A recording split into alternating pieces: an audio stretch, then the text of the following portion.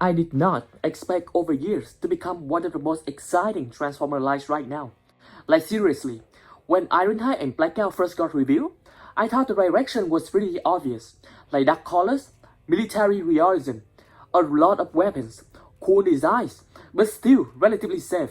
Then this Optimus Prime show up and suddenly the entire line feels completely different. Because what even is this thing? This does not look like a normal Optimus Prime anymore, especially when you look at the coloration. It looked like Optimus Prime after surviving 500 years of non-stop wars. And honestly, I cannot stop looking at it. The second these painted prototype images dropped ahead of the Takara Tomy T-SPARK showcase at the 64th Shizuoka Hobby Show, people immediately started losing their minds online because nobody expected this color scheme.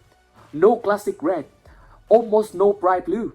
Instead, they turned Optimus into this massive desert warfare machine covered in military tan armor, giant missile launcher, and tactical equipment, rifles, axe, and layer armor plating, and faded flame painted onto the hood, like remnants of the old Optimus Prime design from a live-action movie still surviving underneath all the war machine aesthetic.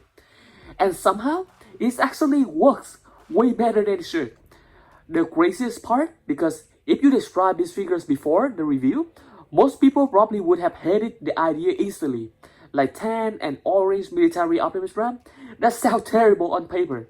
But the execution has so much confidence that your brain slowly starts accepting it the longer you stare at it.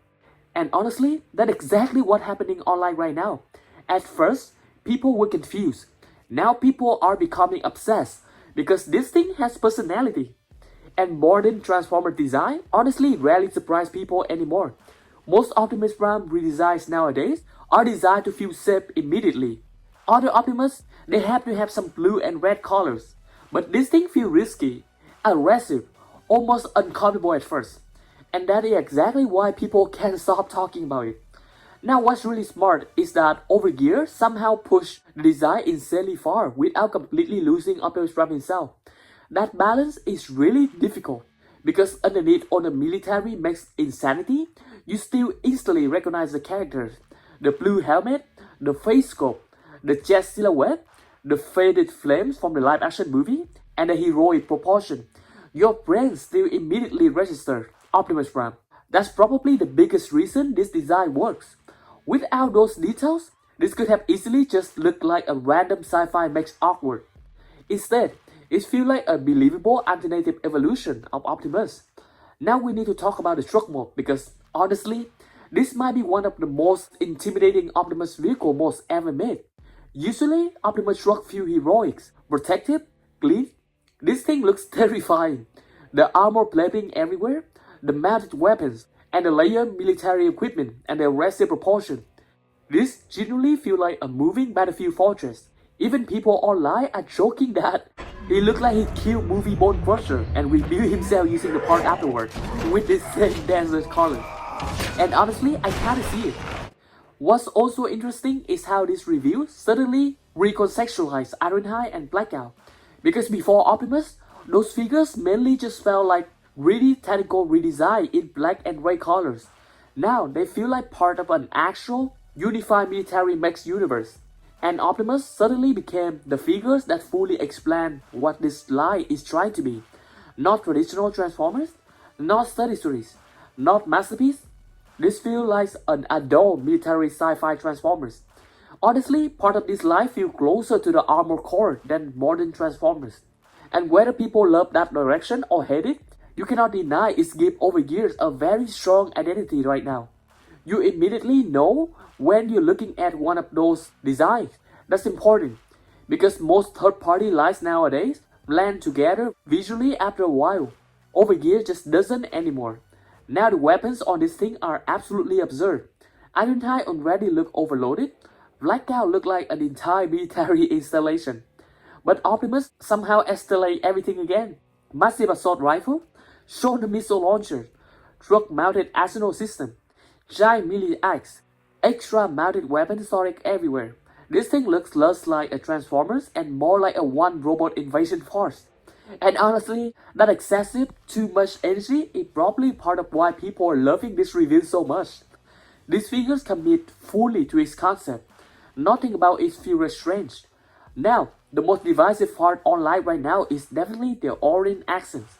Some people think the orange gives the figures energy and stops the military colors from becoming visually boring. Others think the orange pops too hard against the tactical aesthetic.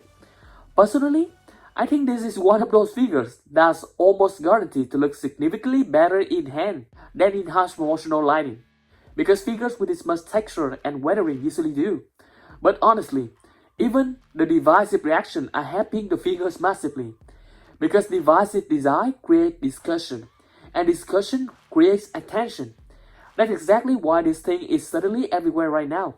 What's honestly making this review even more interesting to me is that Optimus suddenly raised the stake for the entire future of the Overgear line, because now people are starting to ask if this is what they're willing to do with Optimus Prime. What happened when they eventually touched characters like Megatron or Starscream? And honestly, that thought alone is exciting, because before this review, I think most collectors still mentally categorize Overgears as cool tactical redesigns. Now, this feels way bigger than that. Now it feels like they're building their own completely alternate Transformers universe aesthetic. You can already see the design language connecting across the line now. Optimus feels like the elite commander holding that entire War Machine universe together. Another really smart decision was making the original release Nemesis tan instead of black. Because let's be honest, everybody already knows a Nemesis repaint is probably coming eventually. But if the original figures was already dark gray or black like Ironhide and Blackout, future repaints wouldn't feel nearly as exciting. Instead, these sandy military colored layouts make future black repaints instantly feel dramatic. And trust me, collectors are already mentally preparing themselves for that announcement. Now, according to the current information, reservations are expected to begin around early June 2026 with a planned spring 2027 release. And honestly, this might end up becoming one of the defining premium Transformer release of the next year. Not because everybody agrees on it, but because almost nobody can ignore it. And honestly, Transformers probably needs more design like that right now. Not safe, not predictable, memorable. Anyway, I want to hear your thoughts down below. Do you love this military Desert Optimus design?